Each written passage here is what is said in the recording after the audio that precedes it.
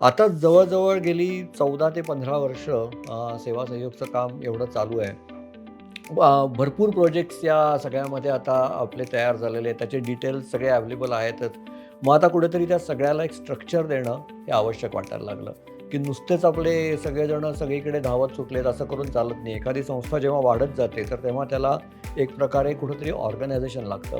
मग त्याच्यातनं आम्ही सेवा सहयोग म्हणून बेसिकली एक एक्झिक्युटिव्ह कमिटी आणि एक प्रोजेक्ट एक्झिक्युशन कमिटी असं 2 प्रकारचा आम्ही एक त्याच्यामध्ये स्ट्रक्चर तयार केलं. त्याच्यामध्ये हे पूर्ण व्हॉलंटियर्स असतात आणि सेवा संयोगचे जे पूर्ण वेळ कर्मचारी किंवा कार्यकर्ते आहेत, तर ते ह्या पी-ई-सीज बरोबर काम करतात. म्हणजे एखाद्या प्रोजेक्टबरोबर एक पी-ई-सी काम करते आणि त्या पी-ई-सी ही पूर्णपणे एम्पॉवर्ड असते. ते त्यांचे निर्णय स्वतः घेऊ शकतात. कुठलं प्रोजेक्ट करायचं आहे, कसं करायचं आहे, आपल्याला लोकं कसे लागणार आहेत, हायर कसे करायचे आहेत, या सगळ्या गोष्टींचा एक प्रकारे पूर्ण त्याचं जी निर्णय प्रक्रिया आहे, ती त्या पी-ई-सीच्या हातात असते.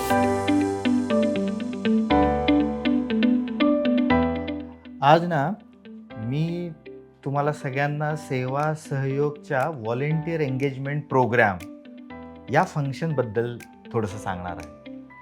तर आता वेगवेगळ्या ज्या सामाजिक संस्था आहेत त्यामध्ये एखादं उद्दिष्ट ठरवलं जातं, प्रकल्प ठरवला जातो. त्या प्रकल्पासाठी लागणारे कर्मचारी घेतले जातात आणि कामाला सुरुवात होते. पण सेवा सहयोगचा जर इतिहास बघितला तर येतं सेवा सहयोगच्या कामाची सुरुवात एका वेगळ्या पद्धतीनं झाली. सगळे लाईक माइंडेड जे व्हॉलेंटियर्स आहेत ते एकत्र आले आणि समाजासाठी आपण काहीतरी केलं पाहिजे असं सगळ्यांनी कामाला सुरुवात केली. पण ते काम एवढं वाढलं, व्हॉलेंटियर स्वतःची नोकरी, व्यवसाय सांभाळून त्या सामाजिक कामामध्ये हातभार लावत होते. आणि एक ऑफिस असलं पाहिजे आणि त्या ऑफिसमध्ये एखादा तरी व्यक्ती असला पाहिजे कर्मचारी म्हणून, जो या सगळ्या व्हॉलेंटियर्सना कोऑर्डिनेट करेल. आणि या सामाजिक संस्थेमध्ये म्हणजे सेवा सहयोगमध्ये पहिला कर्मचारी जर कोण आला असेल तर तो व्हॉलेंटिअर एंगेजमेंट प्रोग्रॅमचा आला, ज्यांनी वेगवेगळ्या व्हॉलेंटियर्सना कोऑर्डिनेट करणं, त्यांना त्यांच्या वेळेनुसार त्यांच्या सामाजिक कामाची आवड पाहून तिथे त्यांना एंगेज करणं, अशा पद्धतीनं सुरुवात झाली. आणि आज मला जवळपास 7 वर्ष झाले. मी प्रसाद शिर्षीकर आज सेवा सहयोगच्या व्हॉलेंटिअर एंगेजमेंट प्रोग्रॅममध्ये पहिला व्यक्ती, ज्याला असं म्हणू की ज्यांनी या सगळ्या मागच्या इतिहासातल्या सेवा सहयोगच्या सगळ्या वाटचालीमध्ये त्यांचं कार्य बघितलं आणि त्या कार्याचा मी एक भाग आहे. आणि आज हे डिपार्टमेंट एवढं मोठं आहे की ज्याच्यामध्ये तू आहेस आणि जवळपास आपली 10 जणांची टीम जी आज व्हॉलेंटिअर एंगेजमेंट प्रोग्राममध्ये काम करते. तर मला असं वाटतं की तू काय काय करतीस असं थोडंसं सांगावं. मी देविका सरदेश पांडे. व्हॉलेंटिअर एंगेजमेंट प्रोग्राममध्ये कंपनी एंगेजमेंट हा विषय मी बघते. व्हॉलेंटिअर एंगेजमेंट प्रोग्राम हा साधारणतः असा एक प्रोग्राम आहे ज्याच्याद्वारे आपण वेगवेगळ्या स्तरावरच्या व्हॉलेंटियर्सना कनेक्ट करून घेतो, त्यांच्या मनामध्ये सेवाभाव जागृत करण्याचं काम करतो. सेवाभाव जागृत करताना आपण त्याच्यामध्ये बेनिफिशियरीजना इन्क्लूड करून घेतो, जेणेकरून जे काही व्हॉलेंटियर्स आहेत त्या व्हॉलेंटियर्सना एक अशा प्रकारचं एक्सपोजर मिळेल की त्यांची सोशल वर्क किंवा सेवाभावाच्या बाबतीतली भावनाच बदलून जाईल, त्याची विजनच बदलून जाईल. तर साधारणपणे कंपनी एंगेजमेंटद्वारे आपण पुण्यामधील बावधन, मुळशी, हिंजवडी, येरवडा ह्या सगळ्या एरियांमध्ये आपण वेगवेगळ्या कंपनीज बरोबर साधारणतः 127 पेक्षा जास्त कंपन्यांबरोबर कनेक्टेड आहोत. त्यांच्यामधल्या कॉर्पोरेट व्हॉलेंटियर्स बरोबर म्हणजे जे तिकडे काम करतात अशा एम्प्लॉईज बरोबर आपण व्हॉलेंटिअरिंग करतो. त्यांना वेगवेगळ्या फील्ड एक्सपोजर देतो, कंपनीमधल्या ॲक्टिव्हिटीजचं एक्सपोजर देतो. त्याचप्रमाणे इंडिव्हिज्युअल व्हॉलेंटिअरिंग आणि ग्रुप व्हॉलेंटिअरिंग यांच्याद्वारे सुद्धा आपण व्हॉलेंटियर्स कनेक्ट करून घेतो. ह्युमॅनिटेरियन असेल किंवा वेगवेगळे सोशल ग्रुप्स असतील ज्यांच्याद्वारे आपण ऑन फील्ड उतरून वेगवेगळ्या ॲक्टिव्हिटीज करतो, वस्ती पातळीवरती ॲक्टिव्हिटी करतो, शाळेमध्ये जाऊन ॲक्टिव्हिटी करतो. काही एन्व्हायरमेंट बेस असतील, काही वॉटर सॅनिटेशन बेस्ड असतील, काही एज्युकेशन बेस असतील, तर काही लाईव्हलीहूड बेस असतील. अशा वेगवेगळ्या ॲक्टिव्हिटीज आपण करत असतो. आणि हे सगळं करत असताना आपल्याला जी युवा फोर्स म्हणून लागते ती म्हणजे आपले स्टुडंट व्हॉलेंटियर्स असतात. जसे आपण 127 पेक्षा जास्त कंपन्यांबरोबर रिगरसली कनेक्टेड आहोत, महिन्याभराच्या ऍक्टिव्हिटीज मॅप आउट होतात, वर्षभराच्या ऍक्टिव्हिटीज मॅप आउट होतात, तसंच काही कॉलेजेस बरोबर पण आपल्या ऍक्टिव्हिटीज मॅप आउट होतात. काही कॉलेजेसचे ग्रुप्स आपल्याला कनेक्ट होतात, तर काही कॉलेजेस मधले इंडिव्हिज्युअल स्टुडंट्स सेवा सहयोग मध्ये येऊन इंटर्नशिपसाठी अप्लाय करतात. मग ती इंटर्नशिप 15 दिवसांची असू शकते किंवा 5 महिन्यांची असू शकते.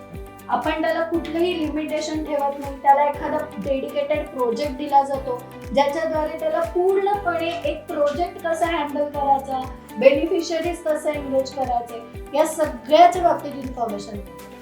तू आत्ता ज्यावेळेस हे म्हणत होतीस ना, माझ्या डोळ्यासमोर आला प्रकाश जाधव. असाच फर्ग्युसन कॉलेजमध्ये जिओलॉजी डिपार्टमेंटमध्ये शिकणारा, आणि तो इथे आला आणि त्यांनी सांगितलं की मला सामाजिक क्षेत्रामध्ये काम करायचं आहे आणि काही स्किल्स पण शिकायचे आहेत. आणि तो आला, तो जवळपास 2 वर्ष असोसिएटेड राहिला. त्याला खूप साऱ्या गोष्टी मला अजूनसुद्धा आठवतं आहे की पहिल्यांदा ज्यावेळेस त्याला एका स्टुडंटसमोर उभा केलं होतं, काही स्टुडंट्स होते त्या ॲक्टिव्हिटीमध्ये, तर त्याला दरदरून घाम फुटला होता. पण नंतर तो गॅब्रियल कंपनीमध्ये जाऊन तिथल्या 150 एम्प्लॉईसमोर त्याने एक ॲक्टिव्हिटी कंडक्ट केली.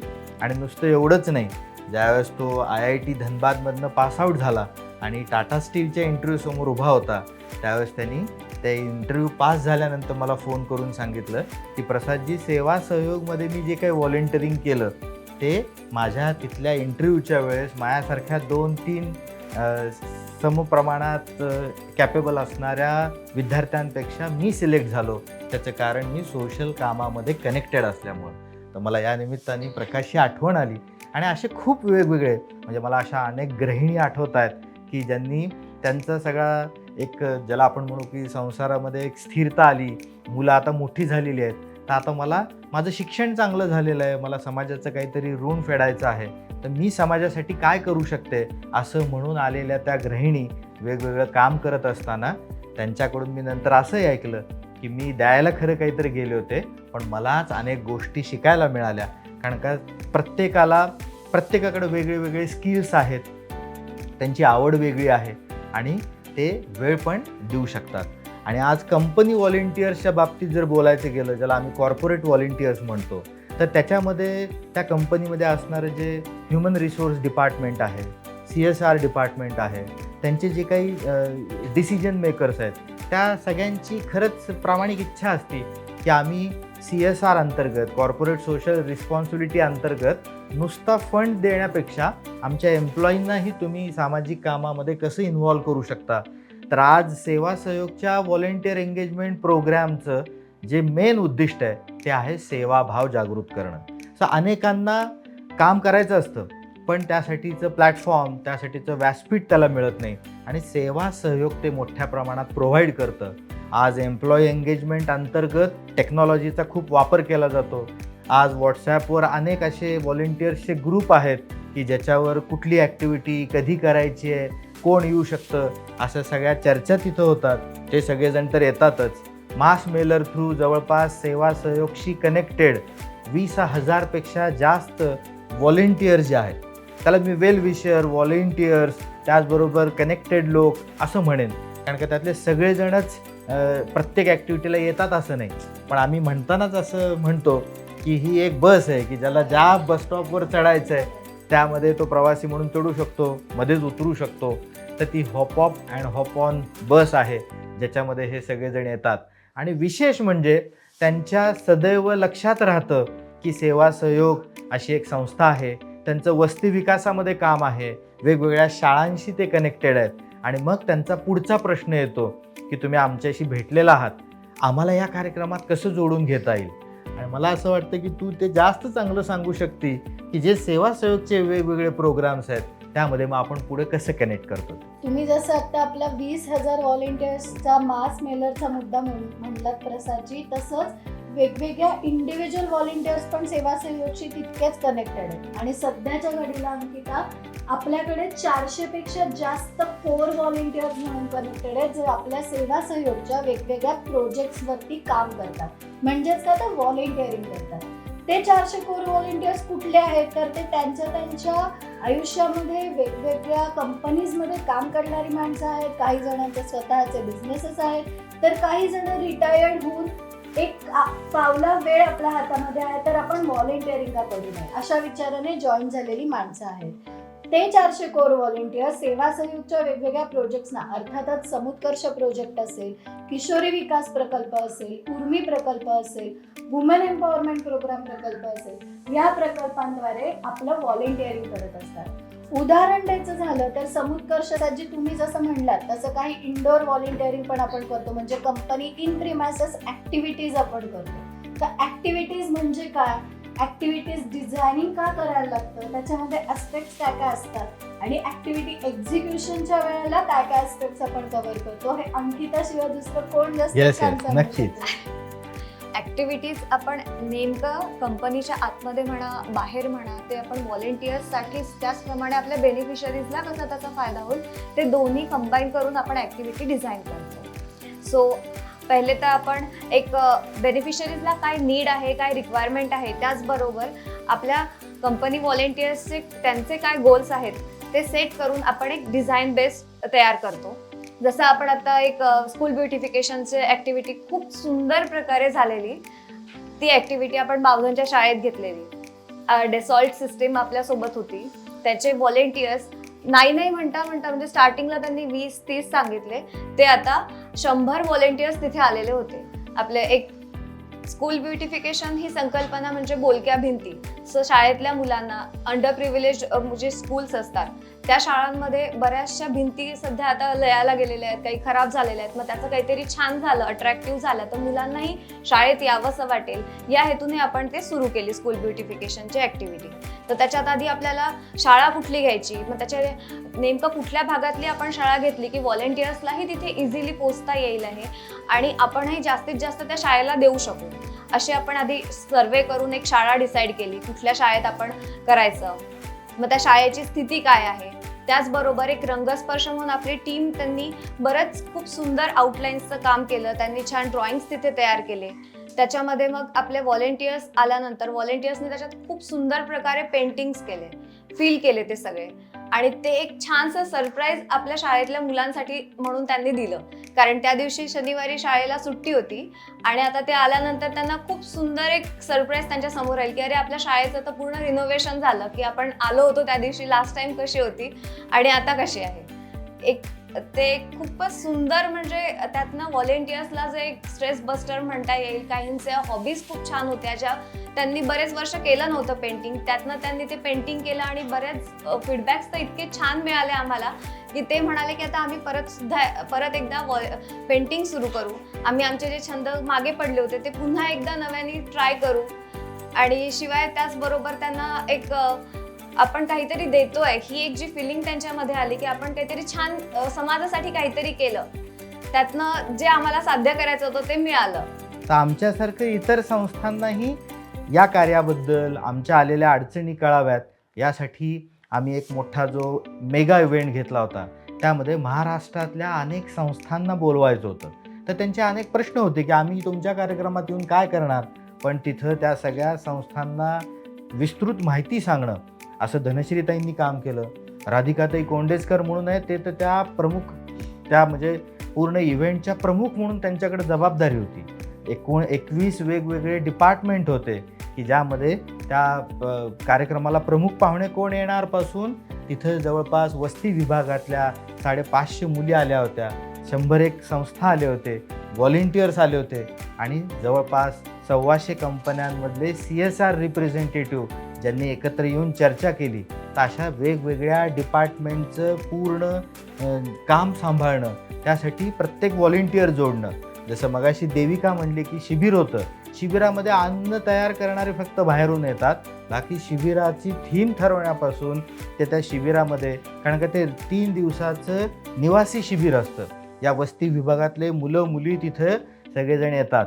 कुणी तर पहिल्यांदा गादीवर झोपलेलं असतं, कोणाला तरी पूर्ण ताट भरून 2 भाज्या, भात, वरण, पापड, लोणचं असं सगळं जेवण पाहायला मिळालेलं असतं.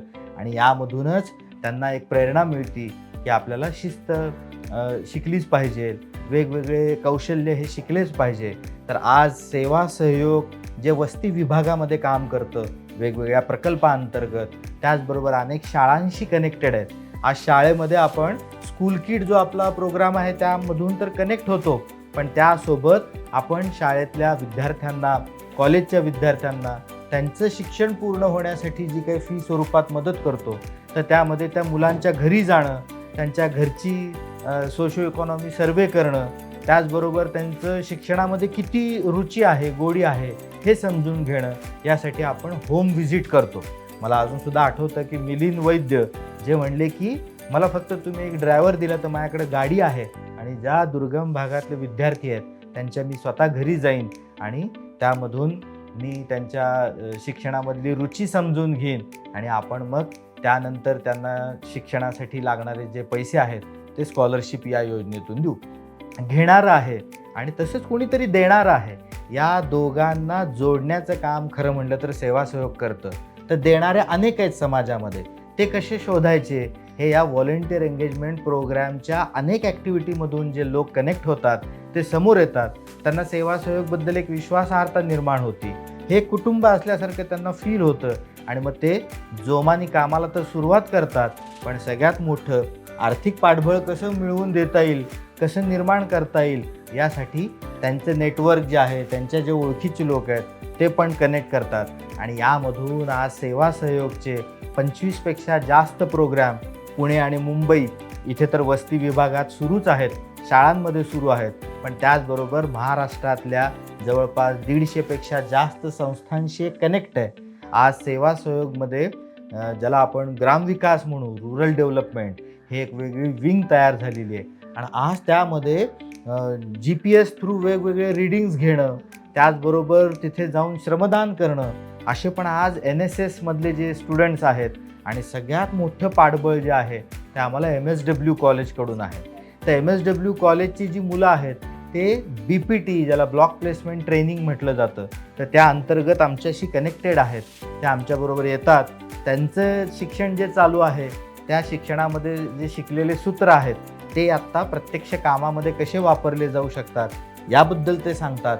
आणि खूप कौतुक आहे, आज कॉर्पोरेट व्हॉलेंटियर्सना ज्यावेळेस आम्ही सांगतो की या प्रोग्राममध्ये काम करणारे वेगवेगळ्या कंपन्यातले व्हॉलेंटियर्स या प्रोग्राममध्ये कनेक्टेड होते, तर त्यांना त्याचं कौतुक वाटतं की कंपनीचा फंड दिलेला आहे इन्फोसिसनी आणि त्याचं काम केलेलं आहे पर्सिस्टंटनी, त्याची जी काही नीड असेसमेंट आहे ती केली आहे फोक्सवॅगननी आणि त्याचं जे काही इम्पॅक्ट असेसमेंट आहे ते केलं आहे HSBCनी. अशा पद्धतीनं हे सगळं एकत्र काम होतं. लोक एकत्र येतात किंवा चांगले लोक एकत्र येतात, त्यावेळेस चांगल्या कामाला ते हातभार लावतात, त्यांच्याकडं खूप कौशल्य असतात. असे मी कित्येक व्हॉलेंटियर्स बघितले की तेही खेडेगावातनं शिकून आज पुण्यामध्ये काम करायला वेगवेगळ्या कंपन्यांमध्ये आलेले आहेत. त्यांना आठवण येते त्यांच्या गावाची, त्यांच्या शाळेची आणि मग ते प्रश्न विचारतात की सेवा सहयोग जे स्कूल किट देतं ते खेडेगावातल्या मुलांना देतं का? आणि ज्यावेळेस त्याला कळतं की आपल्याच जिल्ह्यामध्ये कुठल्या तरी शाळेला ती दप्तरं मिळत आहेत, तर कारण का त्या स्कूल किटमध्ये ते सगळं साहित्य आपण देतोच, पण ते पोहोचवण्याची व्यवस्था मी करू शकतो, असं ज्यावेळेस त्याला विश्वास वाटतो त्यावेळेस तो सांगतो की मी सांगा सेवा सहयोगच्या स्कूल किट प्रोग्रामला मी काय मदत केली पाहिजे. तो त्याचं योगदान देतो आणि मग अपेक्षा ठेवतो की माझ्या गावाकडच्या शाळेतल्या ज्या आर्थिक परिस्थितीनं दुर्बल विद्यार्थी आहेत त्यांच्या एक 10 विद्यार्थ्यांना तरी ते दप्तर मिळू शकेल का? त्या शाळेचं मी मागणीपत्र आणतो, त्या विद्यार्थ्यांकडनं मी अभिप्राय आणतो आणि मी जेव्हा केव्हा त्या गावी जाईन त्यावेळेस त्या शाळेतल्या शिक्षकांना इम्पॅक्ट विचारतो की हे दप्तर दिल्याने काय होतं. आज अनेक व्हॉलेंटियरनी ज्यावेळेस इम्पॅक्ट असेसमेंट केलं त्यावेळेस आम्हाला सांगितलं की स्कूल किट हा असा प्रोग्राम आहे, हे असं इंटरव्हेन्शन आहे की ज्याच्यामुळं त्या मुलाला जाणवतं की मी शाळेत गेलं पाहिजे, मला नवीन दप्तर मिळालं आहे, नवीन वही मिळाली आहे.